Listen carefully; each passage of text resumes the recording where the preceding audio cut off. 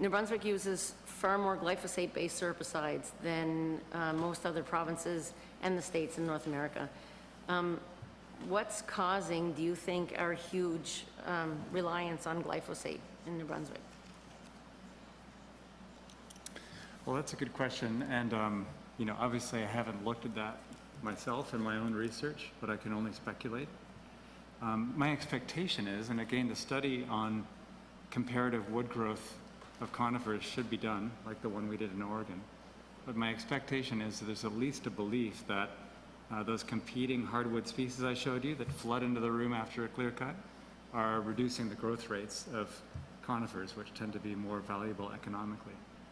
So that economic bit, to determine whether there are alternative methods that could be used, whether you could do completely different silviculture that doesn't open up that huge canopy, so you get that flood of early successional species in. Those would be the bits that I would focus on. But I do expect that's the main reason is that quite likely competition could be high with those early successional hardwood species. It makes life difficult if you're a conifer. Although I don't know if you've seen Suzanne Chouinard's book or broadcasts over the last few weeks, but she has some very interesting research that would be fascinating to do in New Brunswick, showing that there are actually collaborative relationships between some of these hardwoods and some of the conifers over the long term. So, for example, species like alder actually fix nitrogen that is uptaken by the conifer species and helps them grow. Given that 23% of the forest will be designated conservation areas, how wise do you think it is to intensely manage the 25% of the forest with plantations and spraying glyphosate so that the remaining 50 can be left to regenerate naturally? That's a million, if not more, dollar question. It really is. Can you pay for conserving more area by growing wood more intensively in a small area?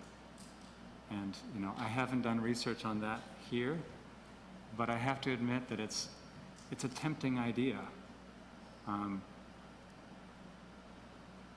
But we need to know more about how to do silviculture well that might negate the need for those herbicides, just out of carefulness or cautiousness.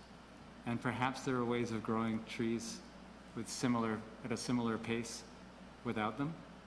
And also, perhaps the focus should not be on volume, but more on quality, as I said. It was such an eye-opener to me to go to Oregon and see the rates of tree growth there. And then still to hear people complaining that they weren't growing fast enough and they were at a competitive disadvantage. I pointed out that the trees I planted when I was a kid grew about this fast every year. So I'm not sure that the focus should necessarily be on volume so much as quality.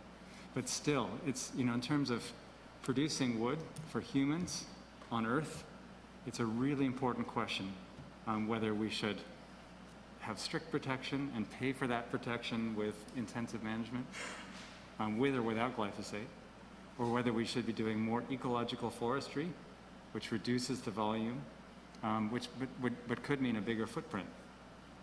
So the jury's out still on which of those approaches is best, and actually it could vary depending on where you are on Earth. Could be quite different in Oregon, for example, to New Brunswick. Thank you for that. The forest industry has become very involved in wildlife research in New Brunswick in recent years.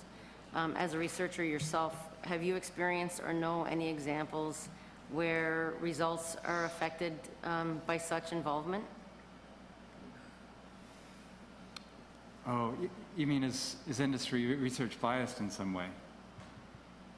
I haven't been here for 15 years, and I would actually be quite surprised if that were true. But I haven't lived here, so it's difficult to say. Long enough to say, okay. With jurisdictions surrounding New Brunswick, like Maine, Quebec, and Nova Scotia, they're harvesting more deer in the last 30 years, and New Brunswick is harvesting, I think it was 80% less. What would you suggest that the discrepancy between these areas Would they be due to wildlife, coyotes, winter habitat? I think that is more of a question for your local deer population biologist, if you can hold on to it for then. I will. Yeah, and the problem with ecology is there are so many interacting. I should have chosen physics, because there are so many interacting factors that drive population dynamics. Even among some of the well-known species, we have difficulty. But please do keep thinking about that question and ask somebody who's a local or regional ungulate biologist. I will do that, thank you. What would your professional advice be to help New Brunswick manage its forest in the best interest of wildlife and the public?